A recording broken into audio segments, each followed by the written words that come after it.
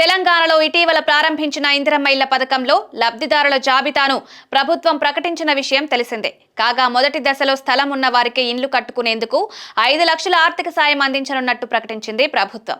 ఈ క్రమంలో లబ్ధిదారులకు సీఎం రేవంత్ రెడ్డి మరో గుడ్ న్యూస్ వినిపించారు. ఇల్లు కట్టుకునేందుకు వాడే ఇసుక విషయంతో కీలక నిర్ణయం తీసుకున్నారు.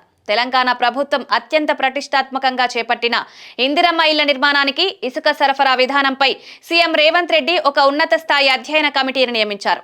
ఈ కమిటీ వారం రోజుల్లోగా తమ అధ్యయనాన్ని పూర్తి చేసి సమగ్ర విధి విధానాలతో నివేదిక అందించాలని ఆదేశించారు.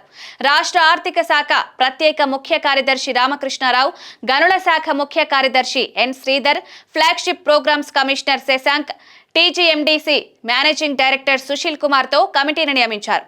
ఇందిరమ్మ ఇళ్లకు ఇసుక సరఫరాతో పాటు గనుల శాఖపై సచివాలయంలో మంత్రి పొంగులేటి శ్రీనివాస్ రెడ్డి, సీఎం సలహాదారు వేం నరేందర్ రెడ్డి, ప్రభుత్వ ప్రధాన కార్యదర్శి శాంతి కుమారితో పాటు ఆయా శాఖల ఉన్నతాధికారులతో సీఎం రేవంత్ రెడ్డి సమీక్షించారు. రాష్ట్రంలో పెద్ద సంఖ్యలో ఇందిరమ్మ ఇళ్ల నిర్మాణం ప్రారంభించనున్న నేపథ్యంలో లబ్ధిదారులకు సౌకర్యంగా ఇసుక విధానం ఉండాలని సీఎం రేవంత్ రెడ్డి సూచించారు. రాష్ట్రంలో ఏటేటా నిర్మాణాలు పెరుగుతున్నా ఇసుక నుంచి ప్రభుత్వానికి ఆదాయం ఆశించినంత రావడం లేదని, అదే సమయంలో వినియోగదారులు ఎక్కువ ధరకే ఇసుక కొనుగోలు చేయాల్సి వస్తుందన్నారు.